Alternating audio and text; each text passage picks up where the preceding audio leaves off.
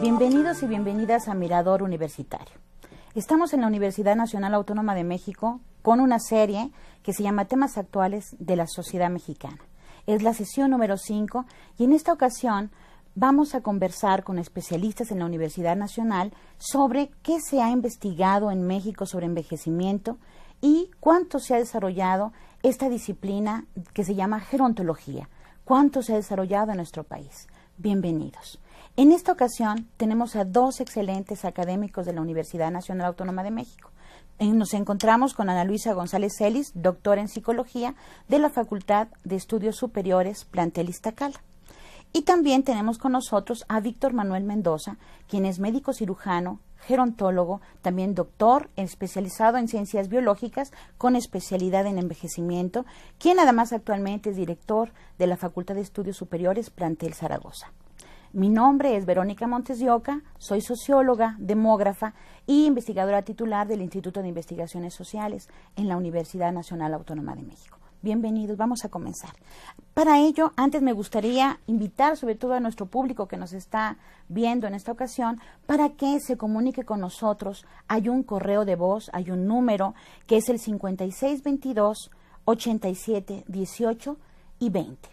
También tenemos un correo que es mirador@coaed.unam.mx y tenemos dos nuevas cuentas, una en Facebook que es Mirador Coaed y también tenemos una cuenta de Twitter que es @Mirador Coaed.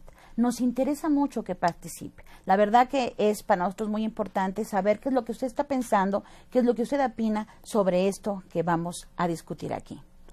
Antes de comenzar, me gustaría mucho que viéramos la cápsula introductoria que la producción de la COAED preparó para nosotros. ¿Qué les parece? Vamos a comenzar con ella. Perfecto. ¿No? A ver si nos inspira, qué tanto nos inspira para discutir lo que venimos planeando.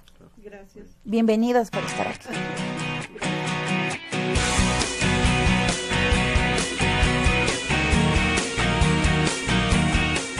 El envejecimiento de la población mexicana es un fenómeno contundente en el ámbito demográfico. La investigación sobre envejecimiento y vejez ha avanzado sobre todo en la última década, pero la perspectiva de análisis ha sido contundente. Por otra parte, la gerontología es definida como una disciplina científica que se ocupa de las personas mayores, y en especial, de los aspectos sociales y de conducta del envejecimiento. Aunque el envejecimiento abarca todo el curso de vida y sus efectos varían según el individuo, la cultura y las condiciones sociales, se considera que la vejez es el resultado de la acumulación de las experiencias vitales. ¿Qué se hace en México sobre envejecimiento y gerontología? Es lo que se reflexiona en esta mesa en el programa de Mirador Universitario.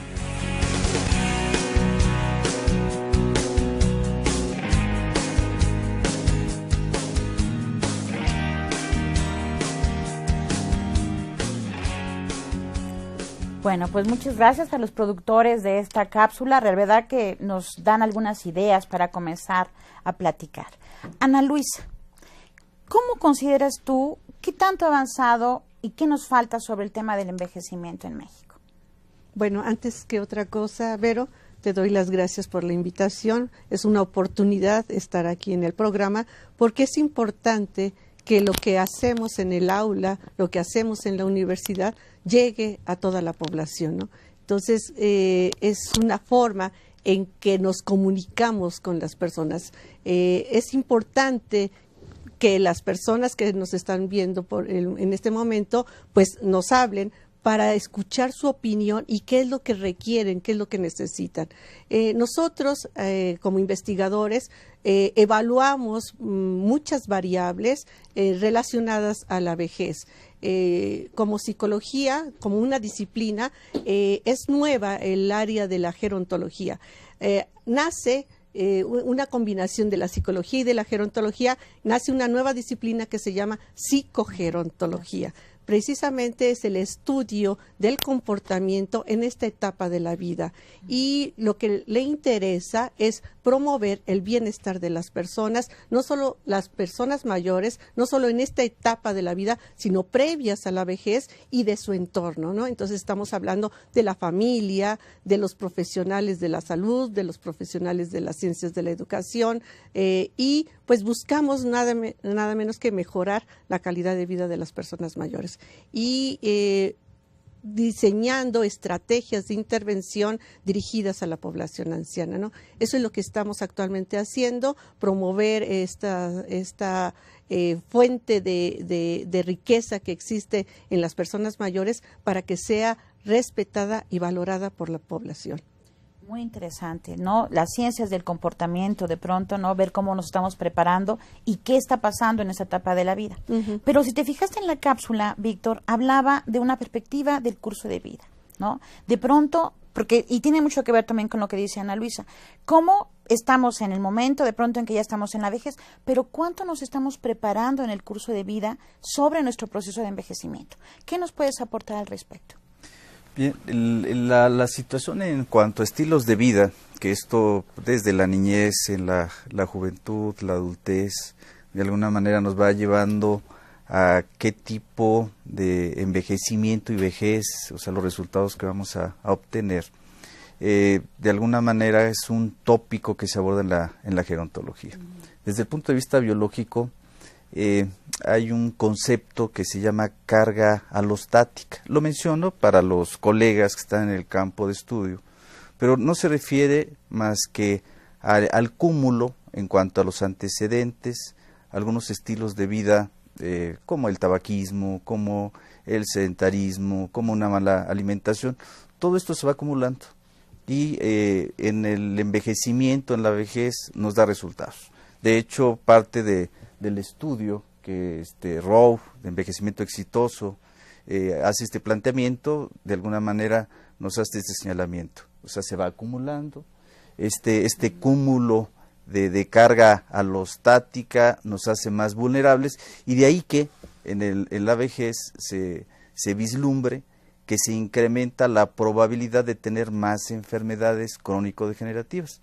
Pero sí es importante señalar que la vejez no, de alguna manera, necesariamente nos tiene que llevar a la presencia de enfermedades crónico-degenerativas, sino es un factor que se va acumulando desde Así que es. nacemos. Tengo entendido que hay excelentes investigaciones hoy en día en el campo de la biodemografía incluso, en donde desde el nacimiento, desde la gestación, las condiciones de las mujeres embarazadas, por ejemplo, cuando estamos llevando a nuestro bebé, en la forma en que nace, los primeros 5 años de vida, son centrales, claro, junto con lo que resta, ¿verdad?, Claro. para tener un envejecimiento activo, saludable, ¿cierto? Sí. Exitoso, como me dicen, ¿no? Entonces, me parece que es muy importante. Pero, digamos que el tema del envejecimiento, efectivamente, pues es un tema interdisciplinario, ¿no? La gerontología en sí misma no se puede entender si no es las nuevas, digamos, conversiones que hay entre la psicología, las ciencias médicas, ¿no?, las ciencias biológicas y también las ciencias sociales, por supuesto, ¿no? Pero en nuestro país hemos logrado consolidar eso en la investigación, Ana Luisa. No es que no lo hayamos logrado, vamos en camino, vamos en proceso. Precisamente la Universidad Nacional Autónoma de México está haciendo un gran esfuerzo en que todas las líneas de investigación de las diferentes disciplinas converjan, ¿sí?, y vayamos caminando en la misma dirección. Porque desafortunadamente los profesionales, las diferentes disciplinas que están estudiando temas relacionados a la vejez, lo han hecho de manera aislada. Entonces, es por ello que la universidad se ha preocupado precisamente en integrarnos y que haya esa comunicación interdisciplinaria, ¿sí? Y transdisciplinaria, en donde cada disciplina tenga una aportación, ¿sí? Desde su disciplina y cómo es que convergemos, ¿no? Y nuevamente el propósito es realizar investigación, estudios válidamente empíricos, científicos, para después darlos a conocer a los profesionales de la salud, de la educación, a los paraprofesionales, a la familia, a la población, qué es lo que debemos hacer para promover una vejez satisfactoria y que nuevamente la vejez no solo llega a los 60 años, ¿no? Parece ser que mucha gente piensa, hoy soy joven, no debo de preocuparme hoy porque soy joven, me faltan 40 años para llegar a los 60, no debo de preocuparme. No es cierto, bien lo decía Víctor, ¿no? Que de alguna manera traemos ya carga genética, pero también el medio ambiente, los estilos de vida, ¿sí? Saludables o no saludables, nos harán que tengamos una vejez satisfactoria o con enfermedad crónica o alguna otra discapacidad que nos va a hacer sentirnos incapaces, nos va a hacer sentir solos, deprimidos, aislados, etcétera, ¿no? Definitivamente vamos en camino, ¿no? Y la universidad creo que es como siempre lo ha hecho, ¿no? Lleva el liderazgo en esta convergencia de disciplinas, ¿no? Es un terreno fértil aquí en la universidad, ¿no? Por supuesto. Pero tocaste un aspecto que a mí me parece muy interesante y que justamente por eso la composición académica de esta mesa, ¿no? La psicología, yo siento que se vincula muy bien con las ciencias de la salud, pero también con las ciencias sociales. Así es, ¿no? así es. Y de pronto, en las ciencias biológicas hay un aspecto muy interesante. Estaba yo recordando, otra que te escuchaba hablar, un estudio que se hizo en México sobre la discapacidad en zonas marginales en la Ciudad de México. Una gran proporción de la población que tenía discapacidad previa incluso a su etapa de vejez había sido por accidentes de trabajo o por accidentes en la vía pública. ¿Sí? Entonces, eso nos conecta muy claramente con los ambientes. Las ciencias biológicas justamente lo que ven es cómo estos ambientes, ¿verdad?, influyen en nuestro envejecimiento y cómo entornos, a veces entornos desfavorables, ¿no?, como llama Naciones Unidas, ¿no?, entornos desfavorables están impactando la salud mental, pero también la salud física y la calidad de vida, ¿no? O sea, ahí al respecto, ¿no? ¿Qué es lo que tú piensas? Porque además, por ejemplo, la medicina, tú tienes además ese perfil, eres médico cirujano, pero también eres estudioso de la biología y del envejecimiento, ¿no? Y ahí justamente hay un puente muy interesante, porque sí es cierto, ¿no? Estamos impulsando una perspectiva interdisciplinaria, transdisciplinaria, pero también es cierto que nos enfrentamos con una visión de la medicina muy poderosa, que está de alguna manera impactando la forma en que estamos viendo el envejecimiento. Sí. En la FES Zaragoza, en la Unidad de Investigación en Gerontología, tal como lo señalas, hemos trabajado algunos aspectos relativos al ambiente rural y urbano y hemos encontrado algunos datos muy interesantes. O sea, esto que mencionas, tenemos adultos mayores que pueden ser funcionales en el área rural, pero en el momento en el que si migran al área urbana ya no son funcionales y viceversa, o sea, las condiciones van a determinar el grado de funcionalidad. Esto es un factor importante. Otros aspectos que tienen que ver son en cuanto al ambiente, la contaminación ambiental.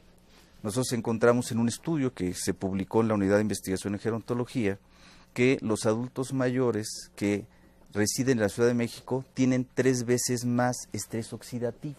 Hablo de la parte biológica, el estrés oxidativo, el grado de oxidación de radicales libres para las células y que esto genera cierto riesgo para enfermedades crónicas y sus complicaciones. Entonces, el solo vivir en la Ciudad de México incrementa un riesgo para que se puedan dar ese tipo de enfermedades.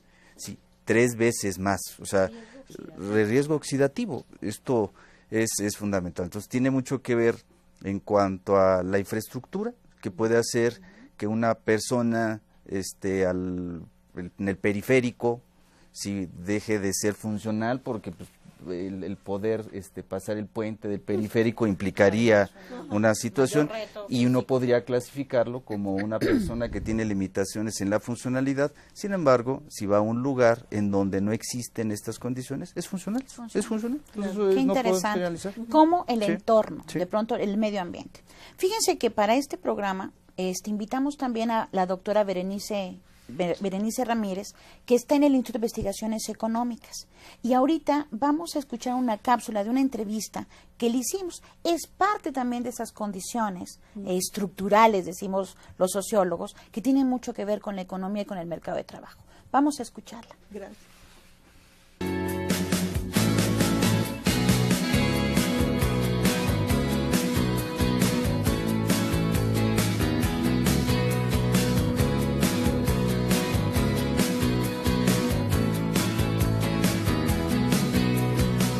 Se ha iniciado el análisis de la seguridad económica en la vejez para poder situar las condiciones de ingreso principalmente con la que cuentan las personas mayores de 65 años. Nos hemos dedicado al análisis del impacto de las pensiones, de la ausencia de las pensiones y del costo de la salud, que son los elementos sustanciales para este tramo de edad.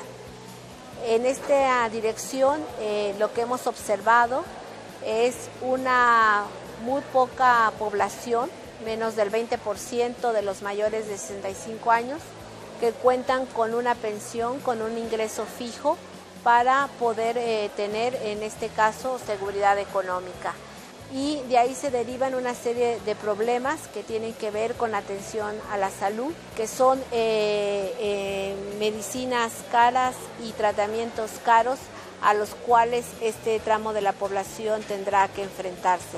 En estas dos líneas es en las que hemos iniciado.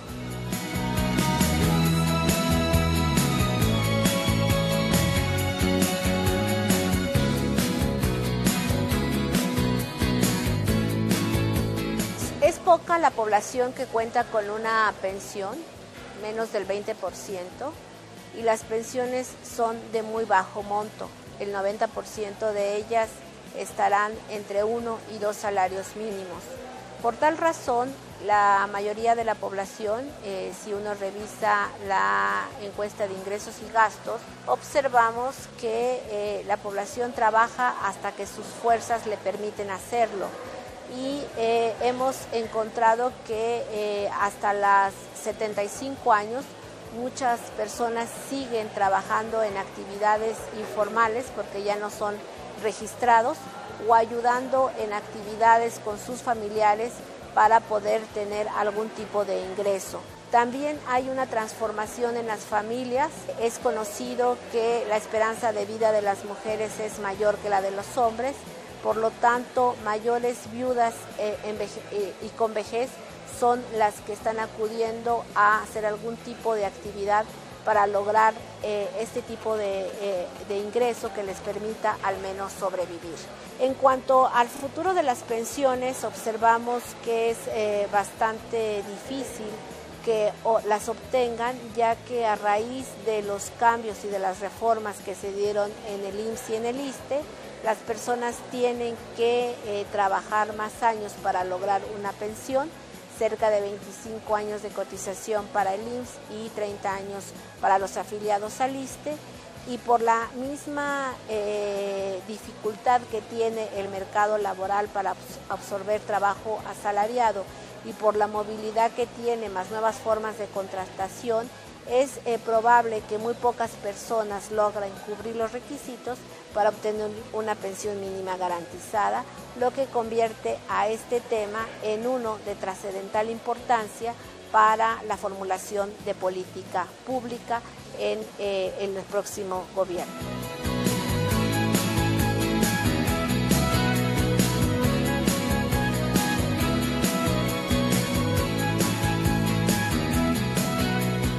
Bueno, pues muchísimas gracias, Berenice, por estas reflexiones que tú nos has aportado y sobre todo por la investigación que tú has desarrollado en el campo de la economía. Yo creo que Berenice toca temas sumamente importantes, sobre todo porque este programa está dirigido a toda la población, está dirigido a los adultos mayores, pero también a los jóvenes y a los adultos, que obviamente están en el mercado de trabajo, esperemos que estén insertados en el mercado de trabajo. Fíjense cuántas cosas interesantes nos dijo Ver, ¿no? Habla, en principio, de esta proporción tan limitada que tenemos en nuestro país de generaciones de adultos mayores que no tienen pensión, ¿sí? Más del 80%.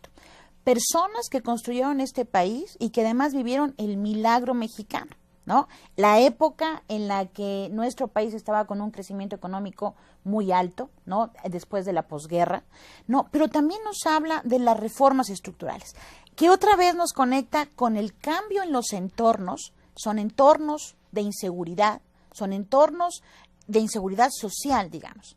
La gente no tiene trabajo o los salarios son muy bajos o es un trabajo en la informalidad, como ella menciona, que nos lleva pues a estas cuestiones también de salud mental, de estrés y por supuesto de los factores oxidativos que están influyendo en cómo nuestra población mexicana, ¿no? Los más de 100 millones de personas que no están en la etapa de vejez, ¿no? Los más de 100 millones de personas en nuestro país. ¿Qué nos dices al respecto? Pues definitivamente la situación de la jubilación, de las personas que llegaron a trabajar en su momento y que ahorita están en la etapa de la jubilación, es una etapa que debiera de ser de júbilo. Sin embargo, vemos que muchas veces en vez de ser de júbilo es de pena, ¿no? Y de penuria. ¿Por qué? Pues por una parte no tienen un ingreso satisfactorio, ¿no? Que cubra sus necesidades básicas, por una parte. Y por otra parte, existe una desconexión con el mundo porque muchas veces las personas que trabajan cuando son jóvenes, en cuanto dejan de trabajar, se desconectan con la vida laboral y pierden esas relaciones sociales, ese apoyo social que antes encontraban en su trabajo y los lleva a una soledad, los lleva a una depresión y los lleva pues a un malestar mental, físico y mental, ¿no? Entonces, la jubilación es un tema muy interesante que nosotros en la psicología lo estudiamos independientemente de la situación económica, o sea, además de la situación tan triste que nos comentó ahorita Berenice, pero se da esta otra situación, ¿no? En donde las personas mayores van perdiendo muchas cosas, ¿no? Pierden el poder adquisitivo, el poder de compra, pierden a la familia, pierden el trabajo y se da una serie de pérdidas, entre ellas también la pérdida de la salud y entonces el panorama que se vislumbra para las personas mayores es un panorama triste de soledad. Sin embargo, yo no quiero ser tan negativa porque también hay ganancias. Así como existen pérdidas, también hay ganancias. Lo que se trata de hacer precisamente es prepararnos para esa etapa de nuestra vida y optimizar todos aquellos recursos con los que contamos. Recursos de nuestras capacidades, como la persona tiene ciertos recursos, pero también recursos en la familia, recursos en la sociedad, recursos del gobierno, etcétera. Entonces se trata de optimizar, de hacer buen uso de estos recursos y tener una vejez satisfactoria. Eso es lo que tenemos que trabajar. Precisamente todas las disciplinas tenemos que promover para que cuando nosotros lleguemos a la vejez, lleguemos de una manera saludable, no solamente físicamente, sino también emocional, ¿no? Entonces, no debemos hablar solo de pérdidas, sino también de ganancias y en este caso, por ejemplo, la jubilación hay pérdidas, pero también hay ganancias. Y una de las ganancias más importantes que se debe de retomar es el tiempo que tiene la persona mayor para hacer cosas, para disfrutar la vida. Entonces, creo que se debe de preparar. También el chip de el comportamiento, ¿no? Ajá, prepararnos precisamente para la jubilación, prepararnos para la vejez, una vejez satisfactoria, una vejez saludable, exitosa, ¿sí? Entonces, eso es lo que debemos Ahora, preparar. aquí menciona Ana Luisa algo muy importante, ¿no? Pero yo sé que en la FE Zaragoza ya están avanzando en las estrategias, no solamente personales o a lo mejor en las propuestas políticas, sino también en estrategias comunitarias, ¿no? Yo sé que en la FE Zaragoza están trabajando cuestiones de los núcleos gerontológicos, tecnológicos, por ejemplo, ¿no? Y yo creo que es un elemento, es una estrategia, es un modelo de avanzada, ¿no? ¿Qué nos cuentas al respecto? Escuchando la entrevista de Berenice y como menciona Ana Luisa, de hecho tenemos un balance en el cual nos plantean cuál es la situación actual y conectándolo con lo que señalas, quizá el reto es, bueno, esta es la situación actual, pero ¿qué queremos? O sea, ¿qué estamos haciendo para que las cosas sean distintas? Y en este aspecto, bueno, yo incluyo un concepto que en este momento creo que es importante que lo abordemos, que es el envejecimiento activo. Entonces se nos plantea el envejecimiento activo como una política y lo vinculo con el trabajo que estamos haciendo nosotros del modelo para el desarrollo integral de adultos mayores, que ese es lo que estamos trabajando en la facultad, en la FES Zaragoza, y que nosotros le apostamos que con conocimiento los adultos mayores podrían lograr un desarrollo integral. O sea, tendríamos que pensar, bueno, después, una vez que se llega a la vejez, ¿y qué sigue? Si a los 60 años la esperanza de vida, en el caso de las mujeres, es de alrededor de 78 años, en el caso de los hombres 73 años, estamos hablando cerca de 2 décadas a partir de los 60 años, ¿y qué sigue? O sea, ¿qué actividades, qué desarrollo, qué nos ofrece la sociedad? Desde el punto de vista de políticas públicas, tendremos que trabajar en ello. Y en ese marco, la FES Zaragoza ha planteado un modelo que le denominamos núcleos gerontológicos, que ustedes conocen, en el que buscamos que las personas adultas mayores, con conocimiento, capacitándolos a ellos como promotores para el desarrollo integral gerontológico, logren el máximo de salud, bienestar y calidad de vida. El reto que tenemos es cómo logramos que se implementen estrategias que se traduzcan en políticas públicas, porque finalmente nosotros podemos hacer esto en el aula con proyectos de investigación, pero finalmente los programas estatales tendrían que ser congruentes con estos resultados.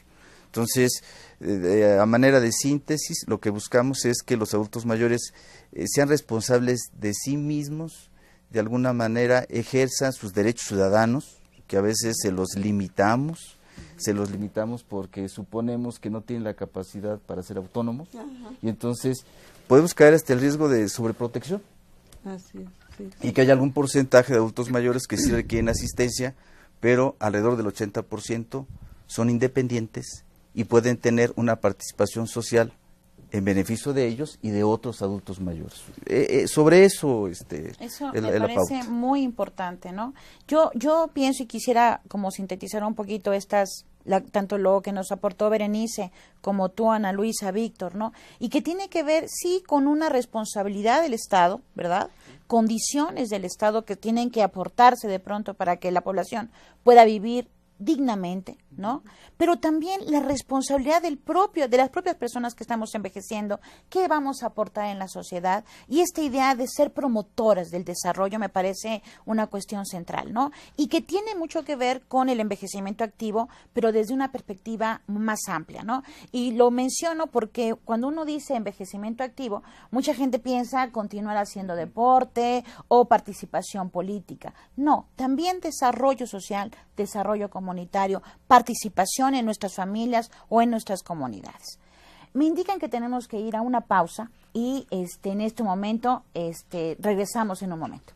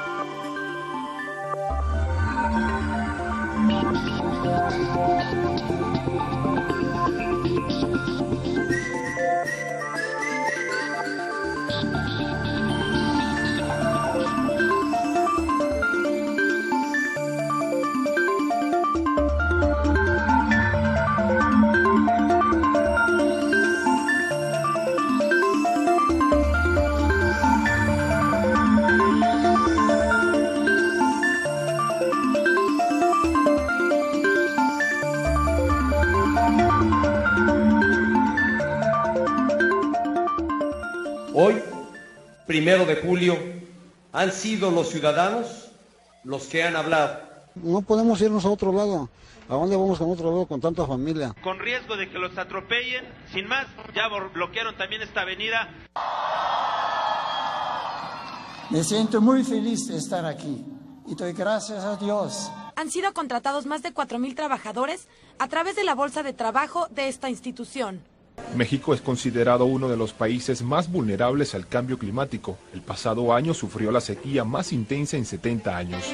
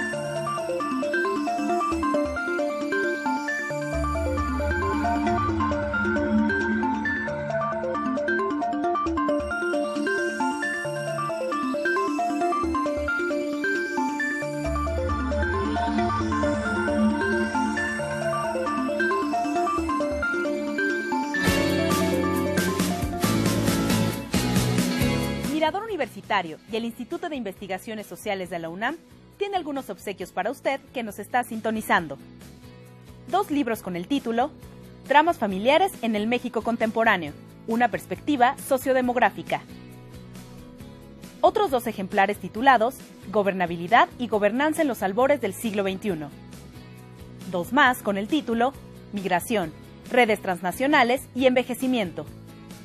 Otros 2 sobre pobreza, desigualdad y exclusión social en la ciudad del siglo XXI. 2 ejemplares titulados Redes comunitarias, género y envejecimiento. Y para terminar, otros 2 libros con el título La vejez avanzada y sus cuidados. Comuníquese de inmediato a nuestro correo de voz al 5622-8718 o al 5622-8720.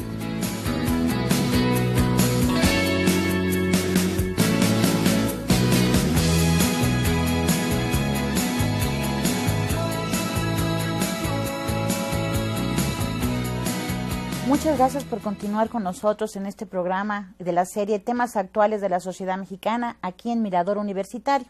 Bueno, como ustedes pudieron ver, tenemos obsequios que agradecemos muchísimo la donación del Instituto de Investigaciones Sociales, que nos envía algunos libros que tratan sobre el tema de envejecimiento. Pero también tenemos otros obsequios que no están en el video, pero que ya los presentaron en la pantalla, que es 3 ejemplares de la evaluación en psicogerontología de Ana Luisa González Celis, evaluación en la calidad de vida, que es otro volumen muy interesante para aquellos estudiantes en psicología, y para que puedan entrarle, digamos, al tema del envejecimiento y de la vejez desde el espíritu, desde la disciplina psicológica.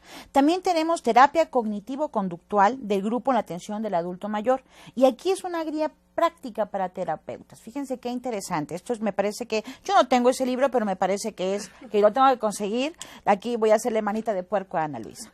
Y también tenemos unos libros que no están propiamente aquí, pero que mañana nos hace llegar el doctor Víctor Manuel Mendoza, que es el libro de viejismo, prejuicio e estereotipos en la vejez, que es un libro también editado por la Universidad Nacional Autónoma de México, y el control de enfermedades crónico-degenerativas. O sea, aspectos psicológicos, culturales, económicos, sociales, ¿no? Esa es la producción que, como bien decía Ana Luisa, estamos generando en la Universidad Nacional Autónoma de México. Pero todavía de alguna manera fragmentada, cada quien en nuestra propia disciplina, ¿no? Y justamente parte de esta separación, de este aislamiento disciplinar, pues radica también el desarrollo de la gerontología, ¿no? Ahora voy a comenzar contigo, Víctor, ¿no? Porque yo creo que esta cuestión, por ejemplo, que mencionabas de las promotoras hace un momento, pues me recuerda mucho el concepto interdisciplinar, este concepto gerontológico de generatividad, ¿no? Que enlaza claramente cómo tenemos que desarrollar nuestra generatividad desde el punto de vista psicológico del comportamiento, ¿no? Y yo creo que las promotoras puede ser un espacio excelente, digamos, como modelo de acción, digamos, también para la población que envejece, ¿no? Sí.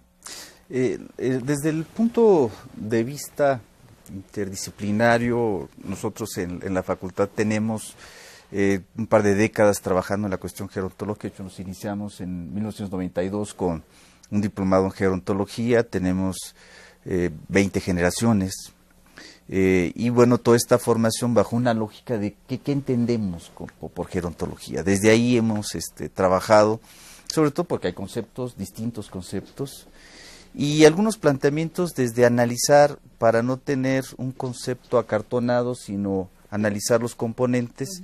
Planteamos, bueno, este abordaje interdisciplinario es indispensable, este abordaje completo, complejo, que debemos de considerar, tomando en cuenta el objeto de estudio, que sería pues el envejecimiento, la vejez y el propio adulto mayor, en los aspectos biológicos, psicológicos, sociales, y pensando, ¿y qué queremos con todo esto? Y bueno, de alguna manera buscando el máximo de salud, bienestar y de calidad de vida. Son los elementos en los cuales describimos, y que puede haber, creo yo, mucha coincidencia con lo que abordamos cada uno de nosotros. Lo interesante es que no es una perspectiva asistencial, no, sino lo que me gusta mucho de esta idea, por eso la conexión con generatividad, es que realmente promueve que el adulto mayor sea más activo en muchas áreas, ¿no? Sí. Y que también, retomando algunos aspectos que tenemos del enfoque de atención primaria, en el de optimizar, de alguna manera, siempre podemos lograr algo más, siempre podemos hablar de calidad de vida con personas adultas mayores con Alzheimer, siempre se puede estar mejor, siempre tenemos que pensar en lograr el máximo de salud, bienestar y calidad de vida, considerando nuestras condiciones, buscando oportunidades, pero saber que podemos estar mejor. Creo que eso es lo importante. Yo quisiera ahondar en este concepto de calidad de vida. Claro. Calidad de vida es un concepto abstracto, ¿sí? Pero que incluye a diferentes disciplinas. Y no necesariamente hablamos generalmente pensamos calidad de vida cuando estamos saludables. No es necesariamente la calidad de vida en personas saludables, también en personas enfermas, ¿sí? O en cualquier edad. Incluso hablamos de calidad de vida en enfermos en etapa terminal, ¿no? O sea, es la satisfacción, el bienestar de las personas, ¿sí? Este concepto se ha utilizado muchas veces a manera política o como bandera ideológica, que nada que ver, ¿no? Y nació curiosamente en la economía, en las ciencias de la economía, porque se estaba promoviendo no solo mejorar las condiciones económicas de las personas, sino promover el bienestar, ¿sí? Entonces, entendemos calidad de vida como la percepción percepción de las personas respecto a su nivel de satisfacción. Que también me percibo, me siento con lo que he logrado, con lo que tengo, con lo que he hecho, con mi vida, ¿sí?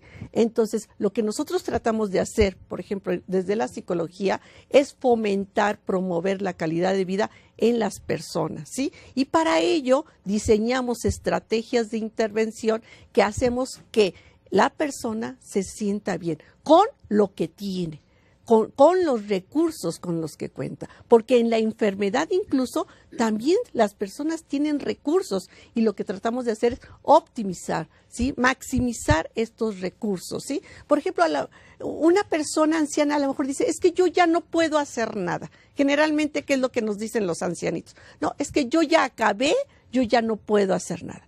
No es cierto, eso es falso. Una persona mayor tiene todavía un sinnúmero de recursos. Incluso una persona que está en una silla de ruedas también puede hacer cosas. Pero fíjate qué importante, porque estás mencionando la capacidad de autorreflexión, ¿no? Claro. De ver, de analizar qué hemos hecho en nuestra trayectoria, en nuestra vida, qué condiciones tengo y qué puedo desarrollar más. Exacto. Para ello, vamos a oír ahorita la segunda parte de la entrevista que le hacemos a Berenice Ramírez López, investigadora del Instituto de Investigaciones Económicas, y que nos aporte, porque también parte de la reflexión tiene que ver con la información con la que la gente podemos reflexionar. Vamos a escuchar la entrevista.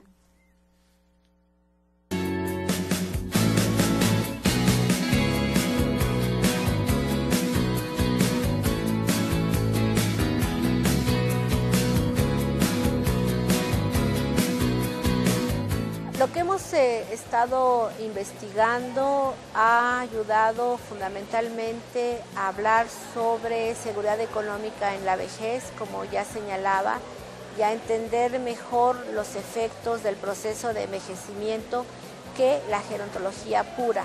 O sea, estamos tratando de identificar problemas que tienen que ver con el proceso de envejecimiento y ahí uno principal es la de los ingresos. Pero como señalaba también, un elemento que hay que estudiar con mayor detenimiento es el del costo de la salud para la atención de los mayores de 65 años. Estamos viviendo más tiempo, pero con menos calidad de vida, y las enfermedades que surgen después de los 60 años, casi todas ellas son caras y requieren servicios, requieren medicamentos. Y otro elemento también que es importante analizar es el de los cuidados. Uno de los elementos con el que identificamos la vejez es el aumento de la fragilidad y de la incapacidad. Es una etapa donde las incapacidades aparecen, las faltas de autonomía también, y se requiere contar con servicios y con apoyos de parte del Estado para cuidar a este sector de la población.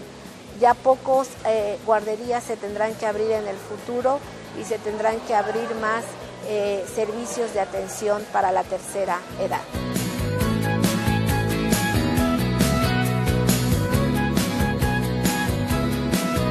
Bueno, nuevamente Berenice nos pone ciertos puntos en la discusión aquí con nosotros. Lástima que no pudo acompañarnos, pero la tuvimos en estas entrevistas. Fíjense cuántas cosas interesantes menciona. Por supuesto menciona el tema de la salud, ¿no? Desde la responsabilidad del Estado, no solamente en la atención a la salud, sino también en la atención a los cuidadores de los adultos mayores, que es un tema fundamental. Todos, creo que los que hemos estado aquí, hemos sido o somos parte de un proceso de cuidado para nuestros propios adultos mayores en casa, ¿no? Eso me parece un tema central. Y creo que también es un tema que la gerontología, ¿no?, en nuestro país ha desarrollado, ¿no? Pero de pronto me quedo pensando un poco en esta relación que tiene de pronto la relación, digamos, el desarrollo de la investigación sobre envejecimiento en las políticas públicas, pero también en la formación de recursos humanos, ¿no? Yo he mencionado en varias ocasiones que es importante tener una política de vejez, pero también es necesaria una política de envejecimiento, ¿sí? O sea, me refiero a atender a la población que ahora nos solicita apoyo por las condiciones que estamos viendo económicas y sociales, pero también la parte de ir programando, de ir viendo cómo vienen las generaciones que van a envejecer, ¿no? Que ahí vamos varios, ¿no? De los que incluso estamos aquí presentes, ¿no? Entonces, yo creo que en esa parte la incidencia en la política pública es muy importante. El conocimiento de que gerontología no es lo mismo que geriatría, ¿sí? O sea, y tú eres gerontólogo, digamos, de los que estamos aquí, él sí tiene el mérito de ser gerontólogo, nosotros no, digamos, nosotras no, pero nos leen los gerontólogos, ¿no? ¿Qué dices al respecto, Víctor? Sí, esto es importante aclararlo, sobre todo porque a veces se genera confusión en el ámbito de la salud. A veces se piensa como, pues, tenemos un porcentaje alto de adultos mayores, alrededor de un 9%, 10 millones de la población mexicana, y entonces se plantea cuántos geriatras necesitamos, hablando de la atención a la salud. Y bueno, en el Consejo Nacional de Geriatras hay alrededor de 400 registrados, y uno plantearía que hacen falta, sí hacen falta. Sin embargo, algo que yo les comentaba recientemente en una entrevista, es que se requieren médicos generales, hablando de salud, con una formación sobre envejecimiento, pero no se requieren geriatras, sobre todo porque la gran mayoría de la población requiere una atención ambulatoria, no tiene limitaciones físicas severas, no son frágiles, y de alguna manera el paciente geriátrico, que es una atención de tercer nivel, es para los geriatras. Pero la gran mayoría de la atención de salud es para el médico general, y el médico general tiene que atender a los adultos mayores como atiende a los niños, como atiende a las mujeres para cuestiones ginecobstétricas, porque si no pensaríamos, pues desaparecemos al médico general, y entonces nos quedamos con pediatras, nos quedamos con especialistas, y no es así. De hecho, hay una experiencia en el ISSSTE de gerontólogos clínicos, en el cual el médico general, con una formación sobre envejecimiento, puede dar una atención adecuada. Requerimos una formación complementaria. De hecho, los planes de estudio de medicina le daban énfasis, o sea, en mi caso, sobre todo crecimiento y desarrollo materno-infantil, y ahora le tenemos que dar énfasis a crónico-degenerativas, pero dándole también un manejo integral para los adultos mayores, que no hay una formación. De hecho, la gran mayoría de los médicos generales actualmente no tienen una formación para una atención integral de adultos mayores. Entonces, sobre eso tendremos que trabajar y en algún momento pensar en una maestría, en un doctorado sobre los aspectos ya de envejecimiento de manera más hacia la especialización para plantear alternativas mucho más completas. Claro, eso implicaría modificar un poco los programas académicos, por ejemplo, de medicina, pero también estaba yo pensando, por ejemplo, en trabajo social, en psicología, en sociología, en ciencia política, ¿no? De tener de pronto que la gerontología fuera un poco transversal a todas ellas, justamente tratando de ver esa parte integral que estás mencionando, ¿no? Porque si bien es cierto, el médico general es el primero que atiende en primer nivel, digamos, en cualquier clínica de nuestro país, pero también la parte preventiva es central, ¿no? Y es ahí donde entramos todas las demás ciencias, ¿no? Todas las demás disciplinas que nos enlazamos de pronto gerontológicamente, ¿no? Claro. Para ir previendo esto. ¿Qué estamos haciendo al respecto? Sí, se requiere prepararnos para cómo vamos a afrontar el envejecimiento de la población en México. Y una manera acertada es precisamente la formación de recursos humanos, ¿sí? Porque sabemos, ya las estadísticas están marcadas, sí, que en el 2050 una de cada cuatro, sí, claro, más o menos, va a ser una persona mayor de 60 años, ¿sí? Eso ya está indicado. Entonces, ¿qué es lo que debemos hacer? Es formar a nuestros futuros profesionistas, nuestros futuros profesionales técnicos también, que van a dar atención, no solo atención en la salud, sino también atención en la educación, ¿sí? Ahí es donde se combina, ¿no? Las ciencias sociales, las ciencias de la salud, las ciencias de la educación para buscar perfiles de futuros profesionistas, ¿sí? Entonces debemos preparar por la formación de recursos humanos y otra cosa, preparar también a la población. ¿sí? Tiene que prepararse las futuras generaciones para afrontar cuando ellos sean viejos y las nuevas generaciones, ¿no? ¿Cómo vamos a dar atención? Si nos ponemos a ver, por ejemplo, son insuficientes hoy por hoy los espacios en cuanto a la atención de la salud de la población, ¿no? O sea, tendría que haber, si va a haber tantas personas mayores, ¿cuántos geriatras debiera haber? Entonces es imposible, así que definitivamente se tiene que pensar en un perfil en donde se dé una capacitación para la atención de personas mayores. Hoy por hoy, por ejemplo, vemos las consultas externas, ¿sí? de las clínicas o de los hospitales llenas de personas mayores. Antes eran niños y ahora son personas mayores.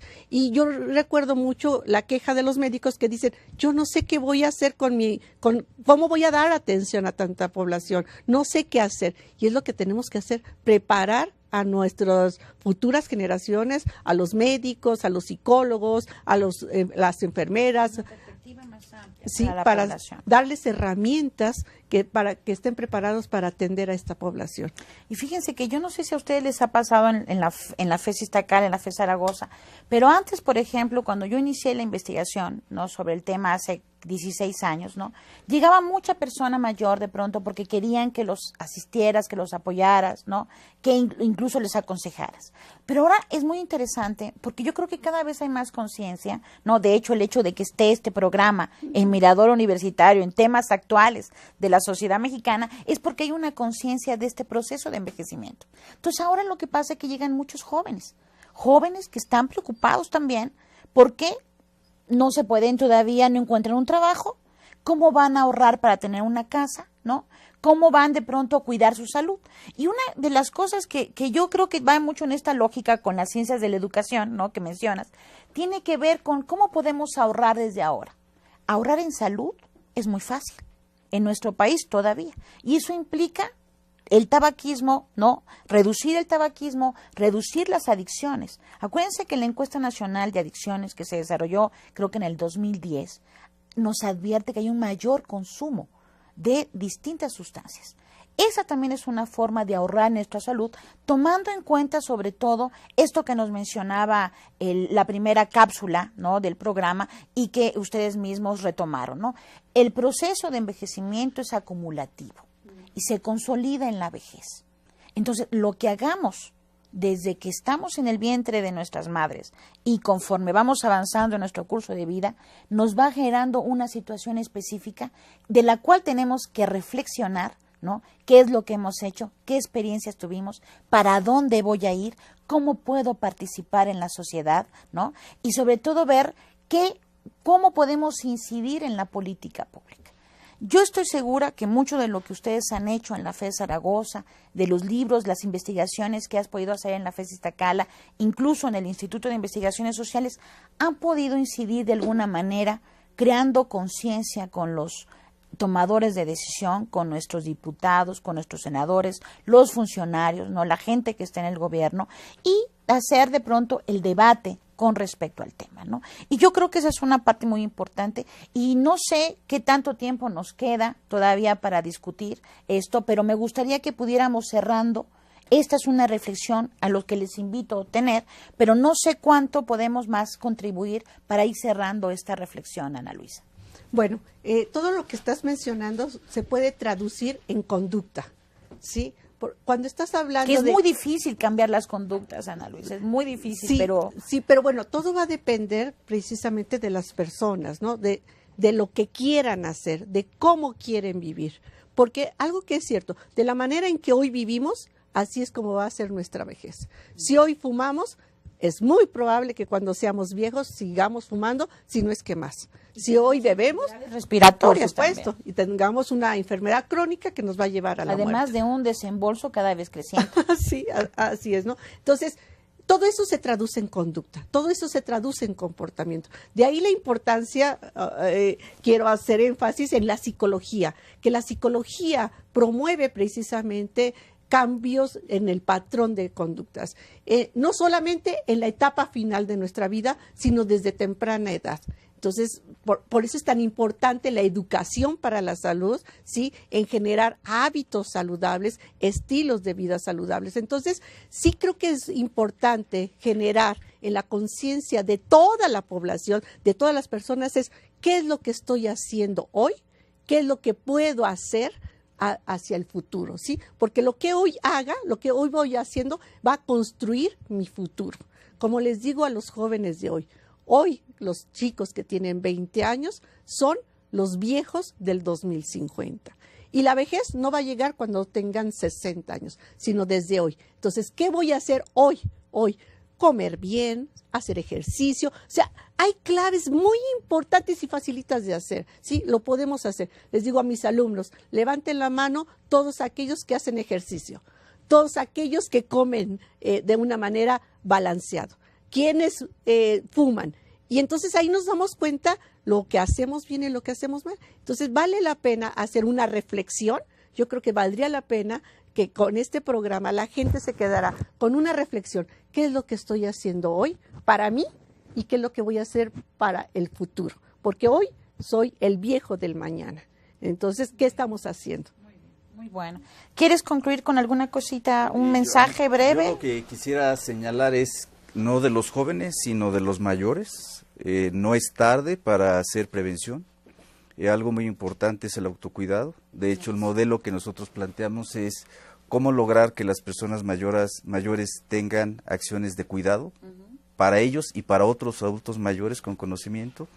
Y saber que no es tarde la vejez para poder lograr el máximo de salud. Sobre todo porque uno de los elementos claves es funcionalidad.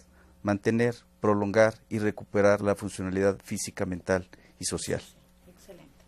Bueno, pues yo la verdad que quisiera agradecerles su participación, la invitación que nos hace la COAED de la UNAM, ¿no? Mirador Universitario y esta serie de temas actuales de la sociedad mexicana que me parece muy importante que desde diferentes enfoques podamos confluir con conclusiones comunes, ¿no? Con conclusiones y sobre todo reflexiones para usted, público, para usted.